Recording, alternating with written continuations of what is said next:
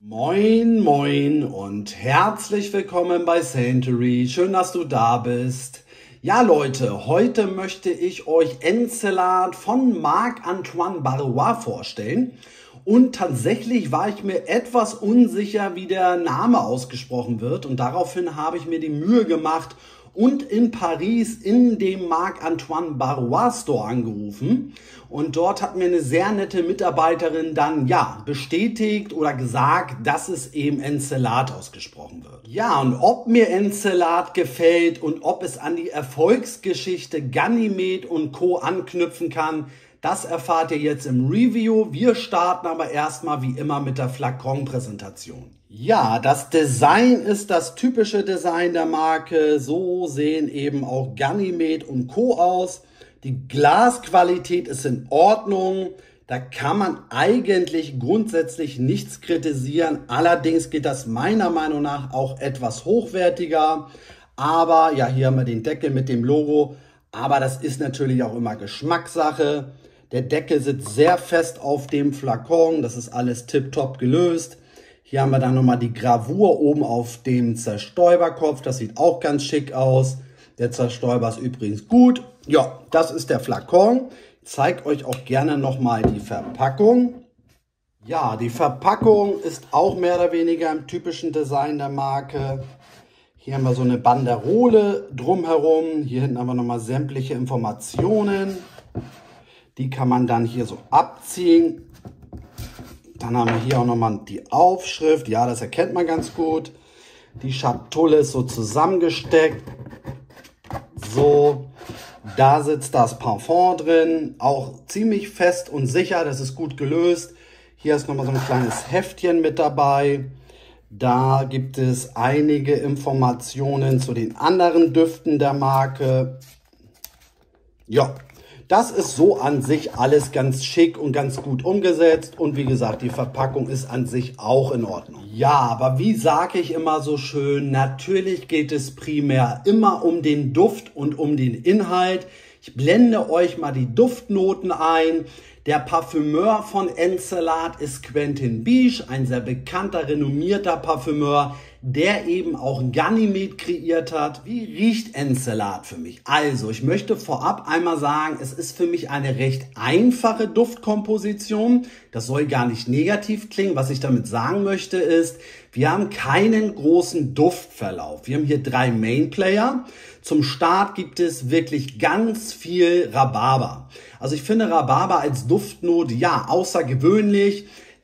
Es gibt viele Düfte mit irgendeiner Fruchtnote, aber ich kenne jetzt nicht so viele Parfums eben, wo Rhabarber enthalten ist. Also ihr müsst eben tatsächlich so diesen, ja, herben, leicht sauren, fruchtigen Rhabarbergeruch mögen. Hier ist wirklich sehr viel Rhabarber enthalten. Der zweite Mainplayer ist Vetiver. Und ich muss sagen, dass es für mich auch irgendwie eine, ja, recht besondere grüne Vetiver-Note ist. Denn wir haben auf der einen Seite für mich so diesen, ja, spritzigen, grünen Vetiver, aber auf der anderen Seite auch irgendwie so erdige Nuancen. Also ich habe Vetiver so in dieser Art und Weise tatsächlich auch noch nicht allzu häufig gerochen. Ja, wirklich sehr interessant. Dazu haben wir dann eben noch den dritten Mainplayer, nämlich eine sehr prägnante Ledernote.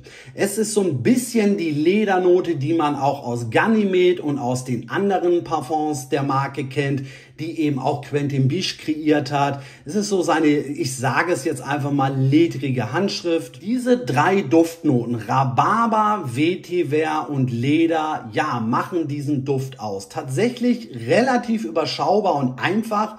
Auf der anderen Seite durch diese 3 Duftnoten, durch dieses Zusammenspiel eben dieser 3 Duftnoten auch eine für mich sehr außergewöhnliche Duft-DNA.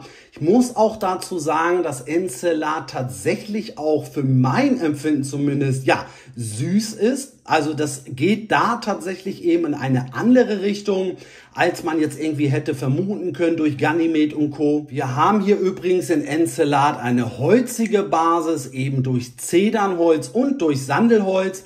Und im Drydown gibt es dann noch die Tonkabohne, was den Duft dann eben, ja, nochmal süßlich auslaufen lässt.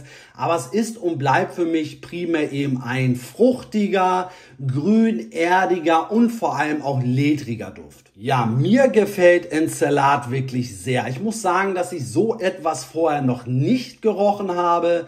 Also es ist zwar, wie ich schon sagte, eine recht einfache, aber auf der anderen Seite auch sehr außergewöhnliche Duft-DNA. Ich würde euch allerdings empfehlen, eine Abfüllung zu bestellen.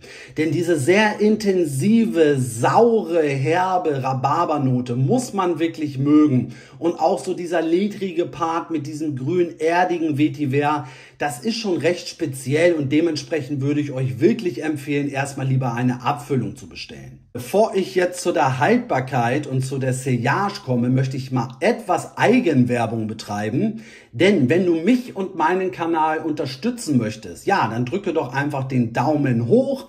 Und ja, im Idealfall abonnierst du auch meinen Kanal. Ich würde mich auf jeden Fall freuen. Dann sage ich schon mal vielen Dank dafür. Ja, die Haltbarkeit an mir ist wirklich der Wahnsinn. Also in Stunden zu benennen ist das schwierig, denn Encelat hält ohne Probleme den ganzen Tag. Von mir aus 12 Stunden, 14 Stunden plus. Ihr riecht wirklich den ganzen Tag, von morgens bis abends danach. Die Sillage ist an mir auch wirklich sehr intensiv. Ich würde tatsächlich auch schon fast sagen, dass das ein raumfüllender Duft ist. Also die Aura ist entsprechend intensiv. Ihr werdet wahrgenommen. Ja, man riecht Encelat wirklich sehr intensiv. Dann sind wir auch schon durch für heute und ich verweise dann schon mal auf morgen oder auf Donnerstag. Ich muss mal schauen, denn dann präsentiere ich euch meine Top 3, ja, alkoholischen Boozy Parfums. Das heißt, ich stelle euch meine 3 Lieblingsdüfte vor, die mit einer, ja, recht intensiven alkoholischen Note arbeiten. Dann sage ich auf jeden Fall danke, dass du hier warst. Bleib gesund und munter und bis demnächst.